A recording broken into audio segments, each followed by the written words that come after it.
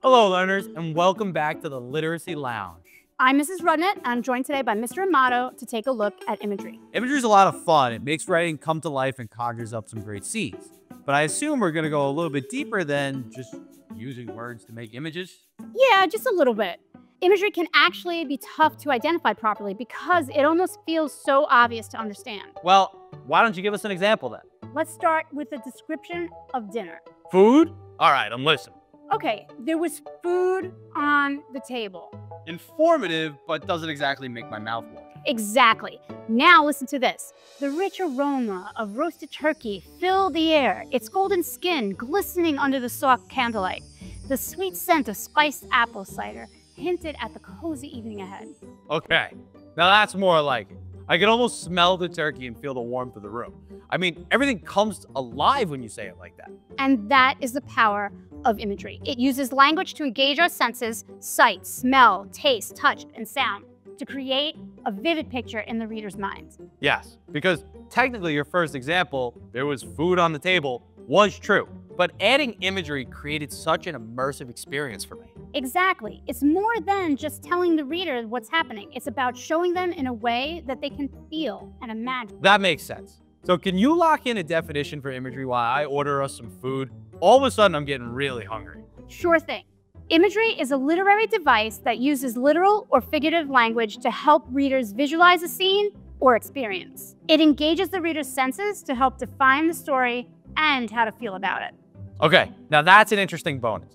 Helps them to understand the story and how to feel about it. That's right. It's nudging them toward an intended feeling or emotion. Which highlights the key ingredient of identifying any literary device: author's intent. Exactly. If I didn't need to make a point about anything, then there was food on the table works fine.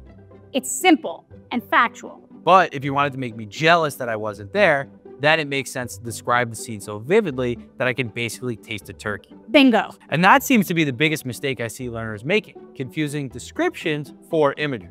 Yeah, what are some of the hang-ups you find? Like if a passage included a mention of a, say, red dress, right? They may mistakenly identify the red dress as imagery. Sure, because it's red. That's a color, right? Yeah, it's a color, but it's not quite a feeling. It's just a fact of the scene. But if the passage went on to say something like, her scarlet dress flowed like a river of silk with every step, now we have imagery. I can immediately see the way the dress moves. I can almost feel the texture of the dress. Absolutely. That's much different than a red dress. Essentially, we're looking for a feeling and not just fact. That's a great way to think about it. Feels like we're really starting to cook here. Still have food on the brain? I did that on purpose, okay? Now that we've got a solid understanding of imagery, why don't we jump over to the analysis panel?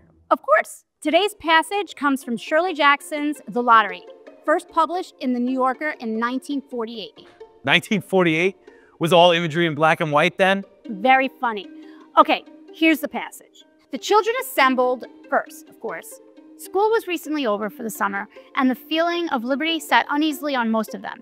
They tended to gather together quietly for a while before they broke into boisterous play. Okay, so we're looking to highlight some imagery here. And what's great about this passage is that it does contain imagery, but it also includes a section where learners might make a mistake. Bit of a trick built in? Can you spot it? Well, I assume the children assembled first is the common mistake. I mean, I can picture the children assembling, but it's really just kind of described factually. Yep, not much life in there at all. But the feeling of liberty that sat uneasily conveys a sense of restlessness. And broke into boisterous play helps me hear the children's laughter and shouts. That's right. The language appeals to both emotions and the sense of hearing, creating a vivid scene. Yeah, but if the line was just, the children gathered after school, then it wouldn't have the same effect. Precisely. That would be a straightforward fact without sensory engagement. Okay, now let's answer everyone's favorite question. Why make all this fuss about imagery? Why does it matter? Well, I think there's a couple of answers. It enhances reader engagement by bringing the writing to life. It clarifies and guides the reader's understanding, and it sets the tone.